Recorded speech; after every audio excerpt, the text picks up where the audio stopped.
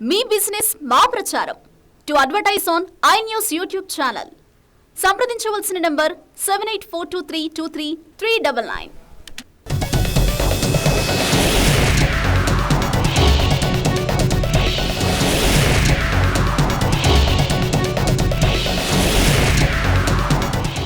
అయోధ్య రామ మందిరంలో బాలరాముడు కొలువుదీరాడు. ఈ మహత్తర ఘట్టం కోసం వందల ఏళ్లుగా కోట్లాది మంది ఎదురుచూపులు ఫలించాయి. ఎట్టకేలకు రామ జన్మభూమిలో రాముడు కొలువుదీరాడు. అయితే అయోధ్యలో బాలరాముడు కొలువుదీరే కంటే ముందు చాలా పరిణామాలు చోటు చేసుకున్నాయి.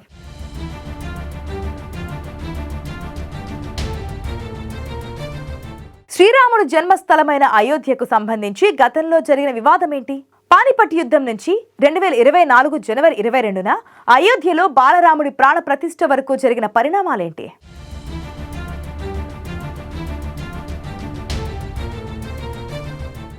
దేశ చరిత్ర పుటల్లో చిరస్థాయిగా నిలిచిపోయిన రోజు 2024 జనవరి 22. 500 ఏళ్ల క్రితం బాబర్ కూల్చిన చోటే ప్రధాని మోదీ ఆధ్వర్యంలో అయోధ్య రాముడి ఆలయం ప్రారంభమైన రోజు. ఆ రోజున దేశం మొత్తం రామనామ స్మరణతో మారుమ్రోగింది. అయోధ్యలోని రామమందిరంలో బాలరాముడు కొలువుదీరాడు. బాలరాముడి ప్రాణప్రతిష్ఠా మహోత్సవం ఎంతో వైభవంగా జరిగింది. అయితే బాలరాముడి ప్రాణప్రతిష్ఠా మహోత్సవం జరిగే కంటే ముందు శ్రీరాముడి జన్మస్థలమైన అయోధ్యకు సంబంధించి వివాదాలు చోటు చేసుకున్నాయి. చరిత్రలోకి వెళితే 1526లో జరిగిన పానిపట్ యుద్ధంలో ఇబ్రహీం లోదీని ఓదించి ఇండియాలో అడుగుపెట్టాడు బాబర్. 1528లో అయోధ్యలో మసీదు నిర్మించాలని బాబర్ కమాండర్ మీర్బాకీ ఆదేశంతో 1528లో ఆలయమున్న చోట కూల్చివేతలు చేపట్టి మసీదు నిర్మాణం చేపట్టారు. అయితే మసీదు గోపురాలలో ఒకదాని కింద రాముడి జన్మస్థలముందని హిందువులు చెప్పడంతో 1529 నుంచి మసీదు వెలుపల వారికి పూజలు చేసుకునే వెసులుబాటు మాత్రం కల్పించారు.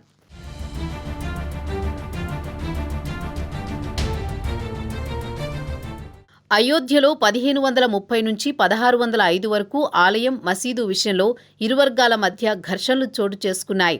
అయితే 1556లో అక్బర్ రాజ్యాధికారం చేపట్టిన తర్వాత మసీదు ముందు భాగంలో పూజలు చేసుకునేందుకు ప్రత్యేక నిర్మాణం చేపట్టి దాన్ని హిందువులకు అప్పగించారు. అంతేకాదు వారు పూజలు చేసుకునేందుకు ఎలాంటి ఆటంకాలు కల్పించొద్దని ఆదేశాలు జారీ చేశారు. ఆ తర్వాత 1658 నుంచి 1707 వరకు ఔరంగజేబు పాలించిన కాలంలో గురు గోవింద్ సింగ్ సైన్యం రామ జన్మభూమి కోసం పోరాటం సాగించింది. ఆ తర్వాత చాలా కాలం ఈ వివాదం కొనసాగినా ఎలాంటి పరిష్కారం మాత్రం లభించలేదు. 1859లో ఈ స్థలాన్ని రెండుగా విభజించి బ్రిటిష్ ప్రభుత్వం మసీదు లోపలి భాగాన్ని ముస్లింలకు, బయటి భాగాన్ని హిందువులకు కేటాయించింది. అయితే మసీదును ఆనుకుని ఉన్న స్థలంలో ఆలయం నిర్మించేందుకు అనుమతించాలని మహంత్ రఘుబీర్ దాస్ 1885 జనవరి 15న వేసిన కేసుతో పాటు 1886 ఫిబ్రవరి 24న వేసిన టైటిల్ దావాను కోర్టు తిరస్కరించింది.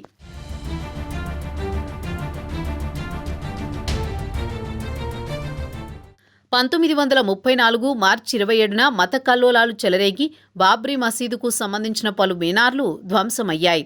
1936లో వివాదాస్పద స్థలం ఎవరిదో తేల్చేందుకు వక్ఫ్ బోర్డు కమిషనర్ విచారణ చేపట్టారు.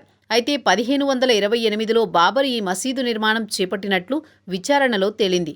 ఇదిలా ఉండగా 1949 డిసెంబర్ 22 రాత్రి మసీదు లోపల రాముడి విగ్రహం కనిపించడంతో దాదాపు వారం రోజుల పాటు హిందువులు అక్కడ పూజలు చేపట్టారు. అయితే మసీదులో కావాలనే విగ్రహం ఉంచారని ఆరోపించడంతో మరోసారి వివాదం చెలరేగింది. ఇరు వర్గాల మధ్య ఘర్షణలు చోటు చేసుకోవడంతో కేంద్ర ప్రభుత్వం ఆదేశాల మేరకు ఆ విగ్రహాన్ని తొలగించి బాబ్రీ మసీదు ప్రాంగణానికి తాళం వేశారు. రాముడికి పూజలు చేసేందుకు అనుమతించాలని గోపాల్ సిమ్లా విహారాద్ పరమహంస రామచంద్రదాస్ 1950 జనవరి 6న ఫైజాబాద్ కోర్టులో దావా వేశారు. 1951 మార్చి 3న పూజలు చేసేందుకు అనుమతించిన న్యాయస్థానం మసీదు లోపలి ప్రాంగణం గేట్లను మాత్రం మూసే ఉంచాలని ఆదేశించింది. ఫైజాబాద్ కోర్టు ఇచ్చిన తీర్పును 1955లో అలహాబాద్ హైకోర్టు కూడా సమర్థించింది.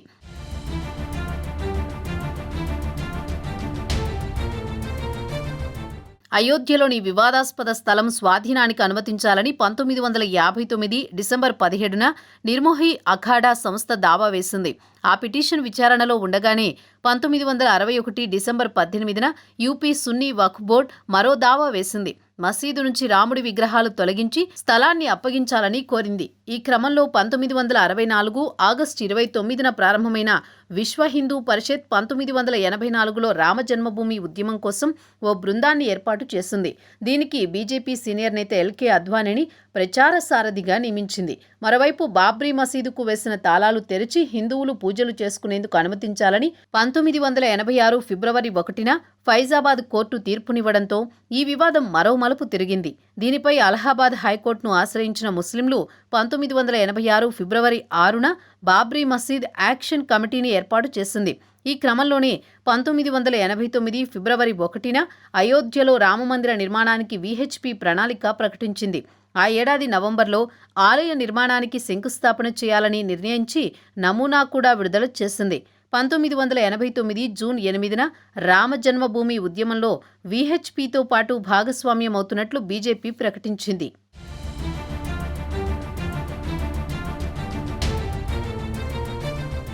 1989లో రామజన్మభూమికి సంబంధించిన అన్ని పిటిషన్లు అలహాబాద్ కోర్టుకు బదిలీ కాగా అందులో నిర్మోనీ అఖాడా, సున్నీ వక్ఫ్ బోర్డులను ప్రతివాదులుగా పేర్కొంటూ రామ్లలా విరాజ్మాన్ పేరిట జూలై 1న మరో పిటిషన్ దాఖలైంది.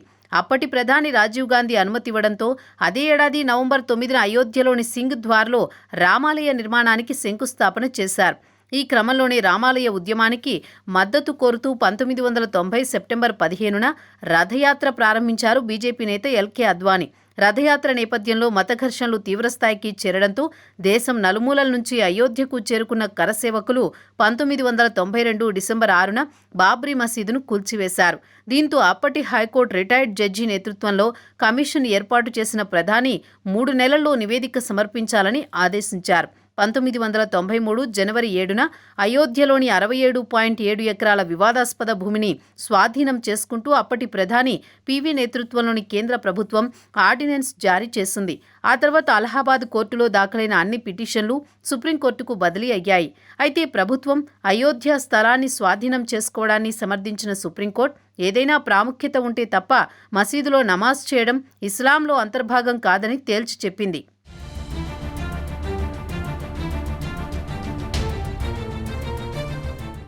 ఇక 2002 ఏప్రిల్లో ఈ వివాదానికి సంబంధించిన అలహాబాద్ హైకోర్టు ఆదేశాల మేరకు పురావస్తు శాఖ సర్వే నిర్వహించి అయోధ్యలో 10వ శతాబ్ద నాటి హిందూ దేవాలయ అవశేషాలున్నట్లు గుర్తించింది. సుదీర్ఘ విచారణ అనంతరం 2010 సెప్టెంబర్ 30న అలహాబాద్ హైకోర్టు వివాదాస్పద భూమిని 3 భాగాలుగా విభజించింది.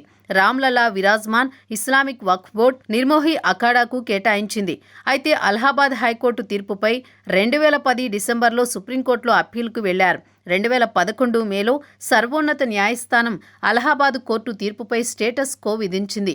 ఆ తర్వాత సుదీర్ఘ విచారణ అనంతరం 2019 నవంబర్ 9న సుప్రీంకోర్టు చారిత్రాత్మక తీర్పునిచ్చింది. వివాదాస్పద భూమిలో 2.77 ఎకరాలు రామజన్మభూమి మందిరం నిర్మాణం కోసం ట్రస్టుకు బదిలీ చేసింది. ఇదే సమయంలో మసీదు నిర్మాణం కోసం ప్రత్యామ్నాయంగా 5 ఎకరాల స్థలాన్ని సున్నీ వక్ఫ్ బోర్డుకు కేటాయించాలని ప్రభుత్వాన్ని ఆదేశించింది. సుప్రీంకోర్టు తీర్పు రావడంతో 2020 ఆగస్టు 5న ప్రధాని నరేంద్ర మోదీ రామమందిర నిర్మాణానికి శంకుస్థాపన చేశారు. తాజాగా 2024 జనవరి 22న అయోధ్యలో బాలరాముడి ప్రాణప్రతిష్ఠ జరిగింది. కోట్లాది మంది భక్తుల చిరకాల స్వప్నాన్ని సాకారం చేశారు ప్రధాని నరేంద్ర మోదీ. ఆనాడు 1528లో బాబర్ హయాంలో కూలిపోయిన రాముని ఆలయం ఇప్పుడు ప్రధాని మోదీ నేతృత్వంలో సరికొత్త హంగులతో రూపుదిద్దుకుంది. దీంతో కోట్లాది మంది రామభక్తుల కల నెరవేర్చిన మోదీపై ప్రశంసలు కురిపిస్తున్నారు.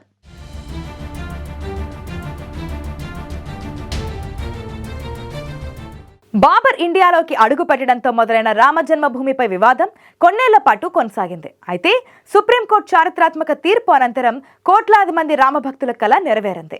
ఎట్టకేలకు అయోధ్యలోని రామమందిరంలో బాలరాముడు కొలువుతీరాడు.